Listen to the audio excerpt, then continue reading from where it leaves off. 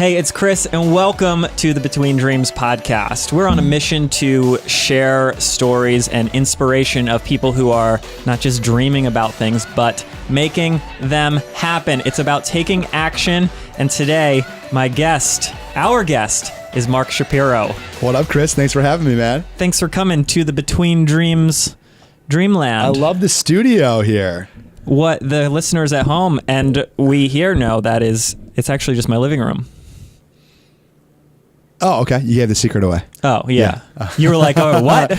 We could see on the other side. We've been letting them know that it doesn't take... So that's one of the things is I feel like sometimes people come over here and they're like, oh, that's it? Like, because they see the thing on the wall, because they've seen the podcast or they've seen videos and think that there's like a whole studio or something. And then they're like, oh, this is it? It's just because there's a couch right there and there's like stuff pushed out of the way.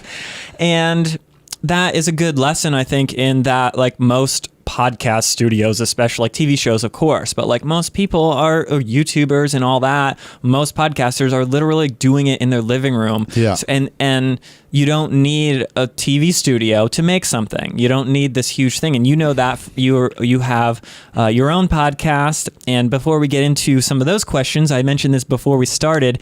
This is the first time we're meeting in person. Yes. And I, on purpose, didn't dig too deep into your world so that I had actual curiosity and that I could learn from you.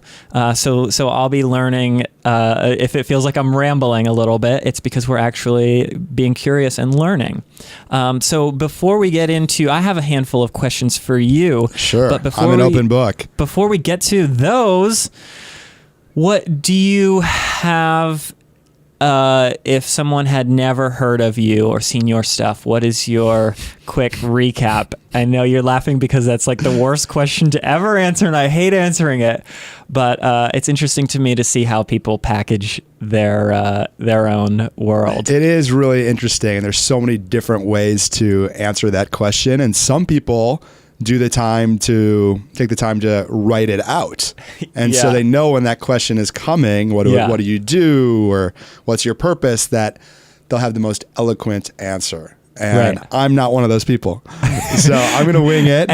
And you hate yourself every time that you don't have it prepared. I'm the same way, because people are like, you're a juggler. I'm like, I don't like that because that has a thing. And I've never really figured out how to answer it, because it's like I don't have a thing of like, oh, I'm not a lawyer.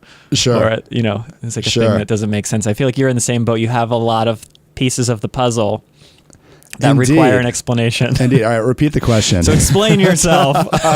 Explain myself. So what I want somebody to know if they were just discovering me or discovering my work. Or if they're deciding if they're going to listen to the rest of this. Okay. Convince them all right, no pressure. All right, here we go. Convince them that you have something to listen to. I mean, I'm someone who wears my heart on my sleeve. And I'm very much an open book. And to me, I believe that the easiest way to cultivate connection with another human being, which I think is, I'm not going out on a limb here, we're social animals. We all crave human connection. I feel like the quickest pathway to that is just sharing what's real for us. Like sharing what's real for me, which is like the highs and the lows of life, which are both inevitable. So I love to talk about things that matter to me, that are real. There's a time and a place to talk about pop culture and the news, and I do enjoy those topics as well. But the kind of conversations that I love to have are just getting to know someone and asking people what they think about and what they're most excited about and what they're most afraid of and, what they're dealing with right now, and use that as a way to connect over our shared humanity. There's so many things that I think are left unsaid because we're scared of how we'll look if we, open up and share, maybe an insecurity that we're feeling in the moment. And to me, we all have insecurities. We all have fears. We all have doubts. Yeah. And I love to incorporate that into conversation and connection. Not only talk about those things. I like to talk about fun, I like to try to, incite and ignite some laughter and humor as well. But I guess long story short is that, I just love to I love to just create the space for connection, and I go out of my way to speak my truth and express how I feel, because I think that that's a really valuable part of life. So I do that in my podcast and through some of my accountability programs that I run, together with just loving up every single person that I've ever met in my life. Yeah, and the kind of the ups and downs, it's an interesting thing, and I think as of very recently is the first time kind of ever that it's kind of okay to very publicly be vulnerable. And, you know, there was a time when there was like this rock star image of even celebrities and stuff where like this untouchable, you saw the best of it. Now, maybe it's because of social media, because of social media and things, it's a lot more interesting often to see the, you know, without being a downer all the time, be like, oh, you know, there's one part where people are using it sometimes too much to just complain and be negative. Sure. But there really is that interesting thing of the realness of, hey, like this isn't all, you know, and you can see that on some Instagram accounts that are just like amazing, and it's like they might not be getting the most engagement, or people aren't interested in just that because it's not real. So one of the first things that I saw was from previous guest and friend of Between Dreams, Kyle Kesterson, was, I think he posted something about you on his story, or you were on your phone. Yeah, he caught me in the act of doing something. Yeah, and I love Kyle, by the way. His, shout out, what up, Kyle? Yes, amazing story. We did a podcast, the very recent episode, and we talked for like an hour. And then we went out for food and stuff, and I just kept wishing that we had microphones recording all night. He really is that kind of guy. He's so full of wisdom. Yeah, and endless stories that I'm like, this can't be real. Like there was so many things that I was like, this can't actually be a real story, because he's just been everywhere. Yeah. And experienced the most incredible places and people and things. But anyway, he was showing you doing something on your phone, and you were on your phone sending people birthday greetings through video. So on Facebook, as we know, it tells you when your friends have a birthday. Every day, there's a handful of them. Yeah, depending on how many friends you have. Yeah. If you have more than 400 or so, there's most likely one every day. Yeah. And you are sending a personalized video greeting to people on their birthday. And how long have you been doing that? Yeah, so I send a personalized video to every single one of my Facebook friends on their birthdays. So it's kind of extreme. Several thousand Facebook friends. I do. I think I am right around 3,000 right now. And the criteria in terms of how I've accumulated 3,000 Facebook friends are like, I've met these people in my life, or they have been introduced to me by somebody else. Yeah. So like I usually don't, if I don't know someone or we haven't engaged or connected, I don't usually accept the friend request. Right. So the 3,000 people are people who I've had some sort of connection with, whether in person or online. And it started 2 years ago. So I've been doing it now for 2 years, which is, I mean, I can't believe it's been 2 years. It's kind of crazy, but I've sent over 4,000 personalized videos, and it's been really, really wild. So it started, it's kind of like a long story as to how it started, so we can either get into it or not. I tell the story in my TEDx talk, but it was essentially after my dad passed away, I was inspired to start doing it. And for kind of a couple different reasons. One of them was because I realized how easy and like how nice it is to just send a video versus like if I were to type something out, it would take way longer to choose my words than if I were just to hit record and be like, yo, what's up? I haven't seen you in a really long time. I hope you're doing well. Yeah. Wishing you the best for the year ahead. So that's kind of how the birthday messages started, together with my dad had just passed away, and he was sick with Alzheimer's for a really long time. And at the end of his sickness, he wasn't able to even speak. So to me, it also kind of the double purpose of it was when we have something nice to say to someone else, say it. Yeah. Because you never know if you'll get the opportunity to say it again. And obviously with the state of the world today, and like loneliness is like a real thing, and it's an epidemic, and it doesn't necessarily mean you have to be like, on depression meds or suicidal. I think we all could wish kind of that every day felt like our birthdays, right? We all, I think, would welcome more inbound messages saying, hey, you're awesome, or I love you because. And so I'm just a big advocate of when we have something really nice to say to someone else, to speak our truth. It not only feels good to acknowledge someone else, but it obviously feels amazing as well to receive that kind of love and admiration. Yeah, I feel like people. I recently, somebody called me on the without texting first. Yeah, is that okay? Is that PC? And he. Did you pick up? I forget who it was. Oh, Philip Solomon. And he's like, he called because I was like texting him or something, and he just called. He's like, I'm so old school. I'll call you without texting you that I'm going to call you first. That's and hilarious. It's a funny thing because it almost is like invasive in a way. Now it's like people have this guard up of, you feel weird calling somebody, like you're going to bother them. Like they don't have to answer. Yeah. And I thought about it, how like excited I am when my phone rings and it's like somebody that I know. I'm like, oh, cool. Because like I work by myself a lot of the days, like, people see me up on stage and around all this stuff, but it's like so many days I'm just like here working or like preparing something. Like there could be a day where I don't talk to anybody, where like no one calls. I don't call anyone. I could very easily just be sending emails all day and like literally not talk to a human being. Connection. Yeah. And so that's amazing to give that to people. And I know that there are tons of people in the same boat where they're just not, even if they might be talking to even if they go to work and are around other people, they're not really engaged in that way. So that's such a great thing to offer to people, and something that doesn't take anything from you. It really doesn't. Sometimes people will say, oh, that's cool that you do that. I would rather have more closer relationships with fewer people.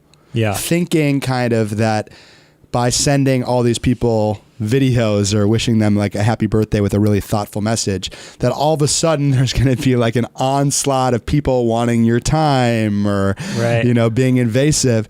And that has not been the case. I've been doing this for 2 years. I have about 3,000 Facebook friends, and I send probably 7 or 8 of these birthday videos a day.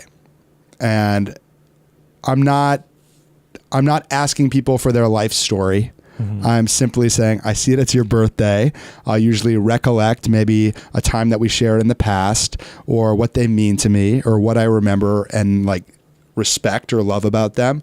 And I'll wish them an amazing year ahead. And I'm like, I hope you've enjoyed this random birthday love bomb. And over 50% of people respond, and it's usually they're like, oh my God, I barely know you. This was such a nice surprise. Like, thank you so much. And yeah, some people will ask me a question, how are you doing? And it'll stimulate some conversation, and a lot of opportunities have come out of it as well, which has been super cool and unexpected.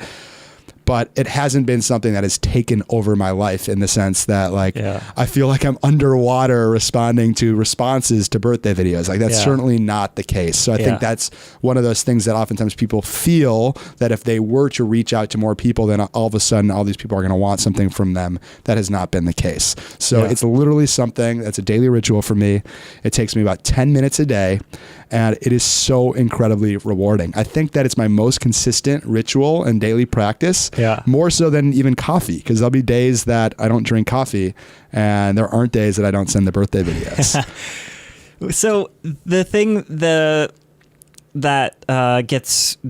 I especially like about this is I've done so many things through like my live show, and then like starting ideas, or like the podcast. And we're talking about this before we started recording, of like, I only have 70 something podcast episodes, but I've been doing it for years. And I like always say, oh, the podcast is supposed to be once a week, but I don't stay committed to the schedule of doing it. And I think everyone can relate to that. Like we all say, oh, I'm going to do this thing. And then 3 weeks in, you're like, well, this sucks.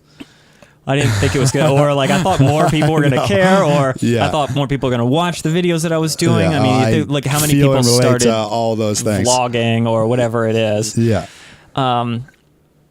Everyone has started something and then been like, this sucks. I don't want to do this. So how do you talk about that thing of committing to not stop? Because I know there's got to be a day when you wake up and you're like, do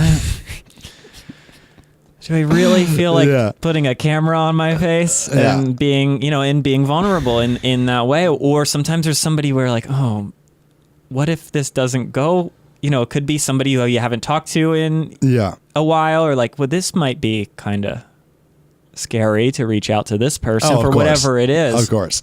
So the question is, when you hit those moments of resistance of speed bumps of like, no one will know if I just skip over this person, or no one will know if I skip over this day. Yeah. How do you what makes you say, nope, this is what I said I'm going to do, so I'm going to keep doing it? There are absolutely days that I don't want to do it. For whatever reason, maybe I am low on energy. Maybe I look like a mess and don't want to be on video.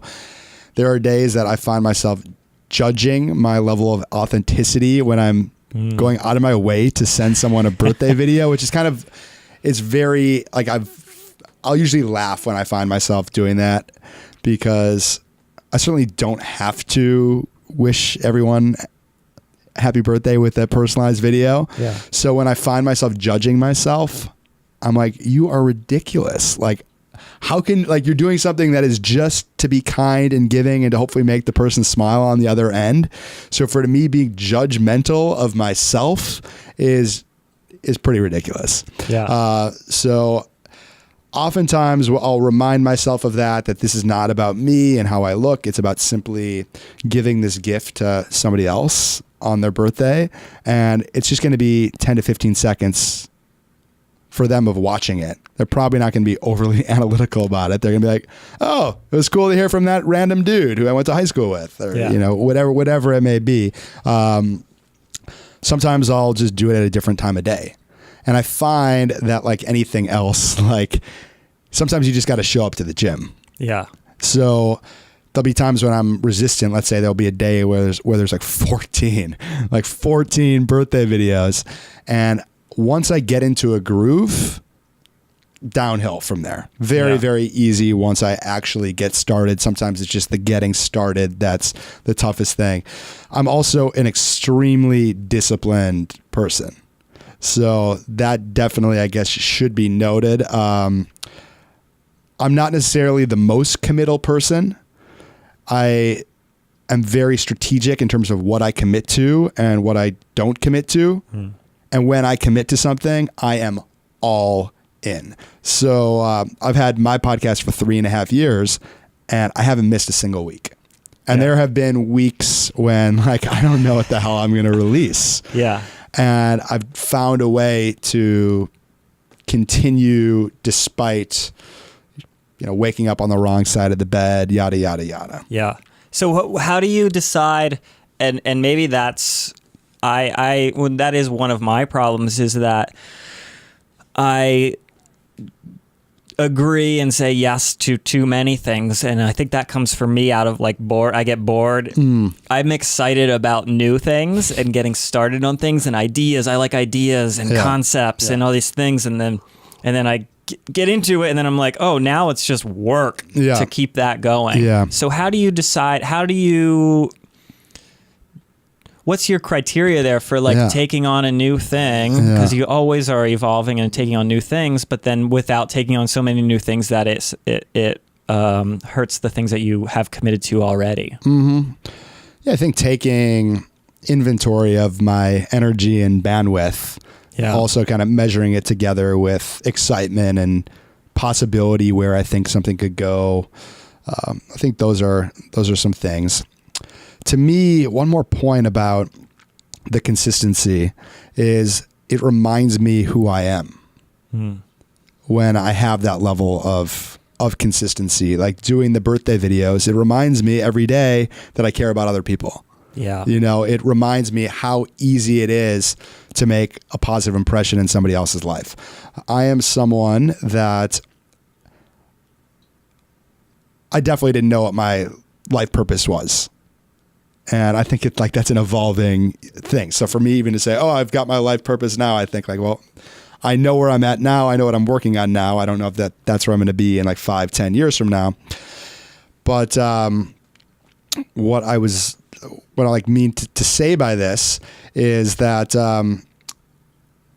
by doing it, it just it helps me remind myself of what my code of ethics are and how I want to treat other people and how I want to be treated. So by doing that every single day, I'm more loving and giving across the board, even when I'm not making the birthday videos, as a result of that. Yeah, that's cool. It kind of reminds me, this kind of idea has crossed a few people that I've been talking to recently. And when you have a mission statement or a mission, that sounds a little bit businessy, but when that's people should have a mission statement too, of what your goal is for that day or for the week, for your life. Yeah. When you clearly, and this goes back to how we opened of explain yourself. Yeah. When you have a clear mission statement of what, it doesn't need to be a crafted thing, but bullet points of what's important to you, you don't need to worry so much about the individual, what am I going to say here? How am I going to type these words out? If the mission statement is strong and you are in your core, then you are free to do things and they will organically be aligned with the mission statement. And that's an interesting thing and that could, I think, helpful to people at home. Is some people are everyone almost that I talk to is I don't know what I do it too. I'm what's the point of what I'm doing, all this stuff? And sometimes and then shifts and stuff. And then when I realize how scattered I am, it's when everything is kind of falling apart and nothing's aligning and nothing's working because I'm all over the place. But if I just say, okay, well, this is even if it's for the day or for the hour, okay, this is what the mission is for this hour. I'm going to email 30 people and whatever the reason is, whether it's for work or anything. And that goes back to the other, when you have that mission, if it's for the 10 minutes to do the thing, then you can get started. And that was important when you said that once the hardest part is starting and opening the thing. Yeah. And that's everything that my people will know that's where the core of the Just Go thing is get started. Yeah. It's really interesting because when I first started it, there was no means to an end. Yeah. It was just I'm friends with all these people. I want to show my appreciation for everyone who's touched me in my life. And I want more love in this world. I want to live in a world that has more love. And that's such an easy way to do it. I think the thing that I was meaning to say before, but I forgot, is I never knew what my purpose was. Yeah. So I was not someone who was a virtuoso, guitar player or the best singer in the world, where it was obvious that I was going to be a rock star. I didn't have those kind of things. So I didn't really know what my unique talents and gifts were for so incredibly long, and thinking that my gifts have to be something so tangible, I can create the baddest website for you. Right. I don't have some of those skills that are so apparent that someone would pay for, let alone how to provide value for another human being. So what I have really learned from doing this birthday experiment is how easy it is to provide value for somebody else. Yeah. Simply acknowledging someone's existence and being hey, I remember that time that that as kids we were playing around, and I remember we'd laugh so much, and I think about it from time to time, and I think about you. That was such a cool moment. Yeah. And then you're oh my God, that's so cool. I didn't realize that this person thinks about me, and I'm an important person in their life, or when this person thinks about me, they're they think I'm really fun and smart.